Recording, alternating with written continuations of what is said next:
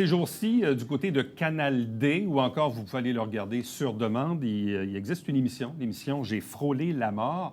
Et parmi les histoires qui y sont racontées, il y a une histoire d'une Joannaise, ça remonte quand même à 5 ans, en 2018, accident de la route sur l'autoroute 35. La victime à l'époque s'appelait Rachel Diotte. Elle est avec nous. Bonjour et bienvenue. Allô? Merci, merci. Deux choses, évidemment. On va parler du documentaire et parler de l'accident, forcément, mais expliquez-nous un peu dans quelles circonstances votre histoire a-t-elle fait l'objet d'une recherche pour ultimement s'inscrire dans le cadre d'une émission de télé? Bien, c'est ça. Moi, je me suis pas inscrite parce que, en fait, pour J'ai frôlé la mort, il y avait possibilité de faire des inscriptions quand il était arrivé quelque chose. Moi, suite à mon accident en 2018, j'ai été contactée par Jean-François Guérin à LCN, qui avait vu ça. Il faisait de la sensibilisation pour la fatigue au volant. Il a vu mon histoire. Il m'a demandé est-ce que ça te tenterait de venir un peu raconter tout ça. Je me suis présentée une couple de mois après mon accident, puis Canal D, bien, probablement font des recherches pour voir des fois quand il n'y a pas assez d'inscriptions ou, bon, chercher des histoires différentes. Puis, ils ont vu mon entrevue à Canal D, puis ils trouvaient l'histoire vraiment pertinente. Ils m'ont contactée, ils m'ont demandé si j'étais ouverte à participer à l'émission. J'ai dit oui. Fait que ça m'a parti de là. Qu'est-ce qui fait que vous acceptez de partager ça? Quelqu'un pourrait dire c'est très personnel, ouais. ou ça me rappelle des vieux souvenirs que je veux vraiment oublier. Qu'est-ce qui fait que vous avez accepté de le faire? Bien, en fait, c'est drôle parce qu'il y en a beaucoup qui m'ont écrit après puis m'ont dit « Oh mon Dieu, t'es vraiment courageuse de participer, les souvenirs, tout ça. » Bien, premièrement, moi, le fait aussi que je me suis endormie, j'ai aucun souvenir. Pour moi, je me suis réveillée, c'était déjà passé, c'était déjà fait, ça faisait plus quasiment 12 heures que j'étais dans un genre de coma. Fait que j'ai pas de souvenir, 0 de l'impact, de ce qui s'est... Rien. Fait que je sais pas si le fait que j'ai pas ce souvenir-là, mettons, de douleur ou de peur, fait que je suis plus ouverte à en parler. Puis je trouve que ça a été... mon cheminement après a vraiment été... J'étais fière un peu de comment j'avais réagi, comment que j'ai passé au travers de ça. Puis je me suis dit, ben pourquoi pas la raconter?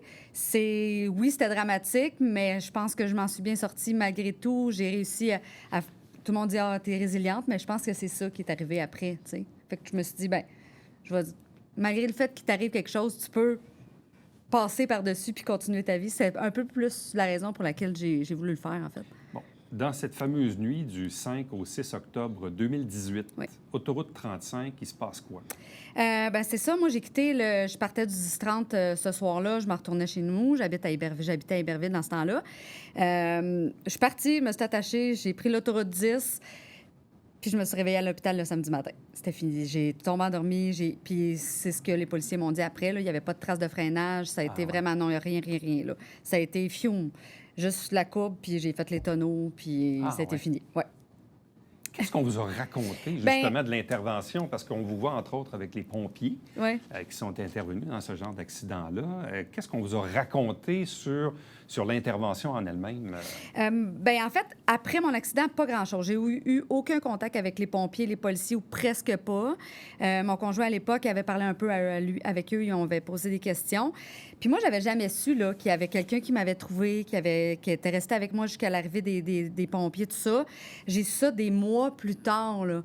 Puis quand j'ai rencontré le pompier, suite à l'enregistrement, lui m'en a raconté un peu plus, dans l'état que j'étais, qu'est-ce qu'ils ont dû faire en soulevant la voiture. Puis c'est là que j'ai appris un petit peu plus de détails, mais jusqu'à tout récemment, j'avais pas su grand-chose, là. Dans quel état étiez-vous? Là, c'est ça. Au début, on était vraiment mêlés, puis le policier m'a vraiment confirmé. L'auto a chaviré. Puis je me suis retrouvée... c'est comme si le derrière puis le devant avait fait comme une petite curve. Puis je me suis ramassée là. J'étais pris un peu aussi dans les jambes, dans vite, mais je sortais en dessous. Fait qu'ils ont vraiment mis des coussins pour lever le véhicule, pour me sortir, parce que j'étais coincée là-dedans, dans comme l'habitacle un peu, là, qui est comme... Qu'est-ce qui vous a sauvé la vie, au-delà de l'intervention des pompiers policiers, mais... C'est votre position dans le véhicule qui peut-être. vous a... Honnêtement, même eux expliquaient pas.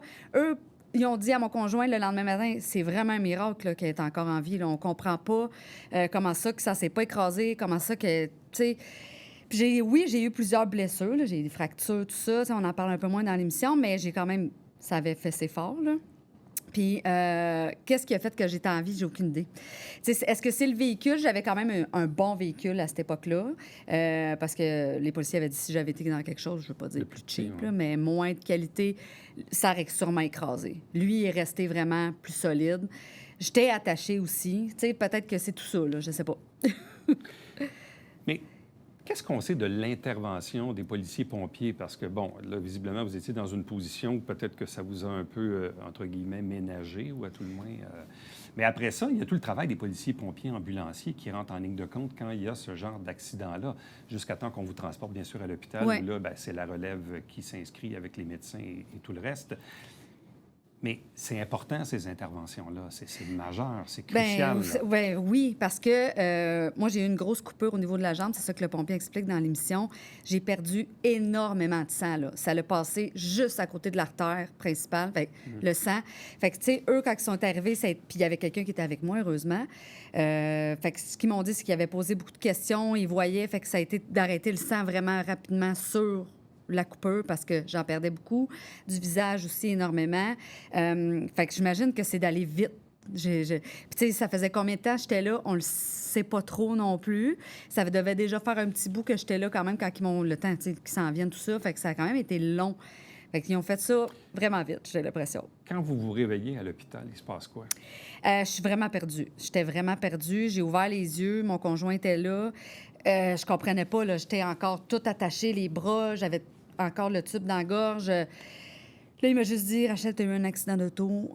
Je vais aller chercher les infirmières. Puis là, j'étais là, oh non, non, non, mais non, ça se peut pas, ça se peut pas, ça se peut pas. Puis là, il dit, ça va être correct, ça va être correct. Puis j'étais là, ça va être correct. Qu'est-ce que... Puis là, tu ne sais pas qu'est-ce qui t'est arrivé. Puis toute la journée, ça a été beaucoup de nausées, le temps de reprendre un peu tout ça. Ça a pris, je dirais, environ 48 heures là, avant que je sois plus réveillée. Puis là, je m'étais pas vue, je comprenais pas ce qui se passait. Fait que, tu sais, d'avoir beaucoup des explications. Ben là, t'es arrivé ça, t'es endormi, puis là, ils sont venus, là, t'as fait des tonneaux. Puis là, on dirait que tu réalises, c'est comme, mon Dieu, ça se peut pas. Multiples fractures, principalement? Oui, j'ai vraiment fracturé tout le côté droit du visage. Là. Ils ont refait mon visage complètement une semaine après. J'ai été en opération longtemps pour le visage. 4 vertèbres dans le dos qui ont fracturé, dont juste la première, là, en dessous de la cervicale. Les 4, les côtes, toutes les côtes du côté droit ont fracturé aussi. Des coupures, la tête, les jambes, les bras. Beaucoup de vitres qui m'avaient coupé, j'ai l'impression aussi. Ça vous a pris combien de temps vous en remettre physiquement de ça? Physiquement, ça a pris quasiment un an et demi. J'ai fait beaucoup de physio puis d'ergo, surtout à cause du dos, des fractures du dos qui étaient vraiment... J'avais de la misère à me tenir debout plus qu'une heure. Là. Je faisais ma vaisselle, j'allais me rasseoir. Fait que ça a été long. Le visage, ça a quand même bien été. Ça a pris plusieurs semaines là, à désenfler, à rouvrir l'œil. Puis j'ai perdu un peu de vision aussi du côté droit, probablement à cause des coupures des nerfs. Mais je dirais un an et demi, là, avant d'être comme, OK, là, ça va, j'ai moins mal dans le dos, je recommence à travailler. Ouais. Bon, vous avez dit tantôt, évidemment, vous n'avez pas eu conscience de l'accident. Non. Vous dormiez à ce moment-là. Mais vous êtes quand même, vous savez que vous avez subi un accident, puis de toute façon, vous avez vécu la réhabilitation. Donc, à tous les jours, il y avait quelque chose qui vous rappelait que vous aviez eu un accident. Oui. Quel est le regard que vous portez sur cet événement-là de votre vie? C'est comme si ça avait été une deuxième chance. J'ai pris cet accident-là comme une deuxième chance. Avant mon accident, il y avait beaucoup de choses dans ma vie qui... ça allait moins bien. Puis on dirait que c'est comme si ça m'avait ramené à dire, OK, là, retourne à l'essentiel. Tu t'en vas dans quelque chose qui n'est pas ça. Fait qu'on dirait que j'ai pris cet accident-là vraiment comme une deuxième chance. Dans ma vie personnelle, avec mes enfants, dans plein de choses. Ouais. Vous n'êtes pas la même personne aujourd'hui? Non. Vraiment pas. Oui, il y a des choses que oui, mais il y a beaucoup de choses que je vois différemment à cette heure. Puis que je focus beaucoup moins sur, je ne veux pas dire des niaiseries, là, mais c'est un peu ça. Est-ce que vous savez pourquoi vous êtes tombé endormi au volant? Étiez-vous fatigué? Il était tard, oui, il était fatigué. J'avais eu une grosse semaine. Il était quand même 3 heures du matin. J'avais travaillé toute la journée. Ça faisait une semaine que je travaillais. Je commençais un nouveau travail aussi. Fait qu'on dirait que ça m'avait comme drainé beaucoup, reprendre une routine. Puis à ce moment-là, j'avais des jeunes enfants. Il était pas aussi... Il y avait une dizaine d'années, mais c'était tout ça, là. C'était comme... La routine, ouais. L'école recommençait. On était comme début octobre. Fait que ça avait été quand même exigeant. Ça avait été une grosse semaine. Puis c'est ça. Puis j'arrivais, là, j'étais à 2 secondes de chez nous, là. 2 secondes. Je prenais la sortie, puis j'étais arrivée à la maison. Là. Aujourd'hui, est-ce que quand vous voyez des gens qui prennent le volant ou qui sont fatigués, ou Ouais. on parle de la fatigue au volant, bon, on peut parler de l'alcool au volant, on peut parler de toutes sortes de choses, mais aujourd'hui, vous le voyez comment, ça? Bien, moi-même, je fais vraiment attention plus maintenant.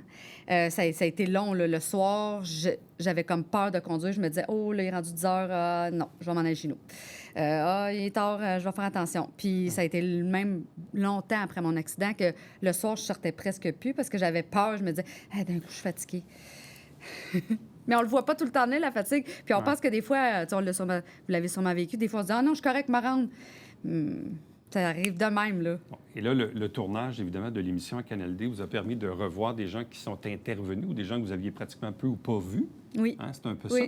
Qu'est-ce que ça fait comme feeling? Parce que, bon, vous étiez inconsciente. Là, vous revoyez du monde qui ont contribué à faire en sorte que vous êtes devant moi aujourd'hui. Oui. Mais quand j'ai rencontré le pompier, on s'est rencontrés pas sur le tournage de l'émission parce que ça n'avait pas à donner, mais quelques jours avant, on s'était vus pour la première fois. Je l'ai rencontré à la caserne de pompiers, puis quand je l'ai vu, tout de suite, là, oh mon Dieu, je me suis mis à pleurer. Puis j'étais tellement contente. Il me puis lui aussi, de me raconter ça, de dire, bien, tu étais dans cette position-là. Il se souvenait de tous mes vêtements. Mais même pour le pompier, on parle ici de Jonathan Arnaud, qui est pompier à la ville de Saint-Jean. Même pour lui, il doit avoir un élément de satisfaction de dire, regarde, j'ai fait une intervention, puis ben la dame est devant moi aujourd'hui. Oui. Puis il dit souvent, malgré ce que les gens pensent, il dit on n'a jamais vraiment des nouvelles des interventions qu'on fait. Les gens, ils reviennent pas nous voir, puis nous, il dit on va pas de vers l'avant. Ça se perd dans l'univers. Ben oui, puis il dit on peut pas faire un suivi sur tout ce qui nous arrive, sinon on finirait pas. Mais il dit quand on voit quelqu'un comme toi aujourd'hui qui est de bonne humeur, en vie, c'est comme un succès. Alors, pour voir cette émission, Canal D sur demande, évidemment, vous allez trouver ça sur nouveau.ca et compagnie. Là. Donc, l'histoire de Rachel Diotte portée au petit écran. Merci beaucoup. Bien, bonne chance pour la suite. Merci beaucoup. Restez avec nous. On vous revient après ceci.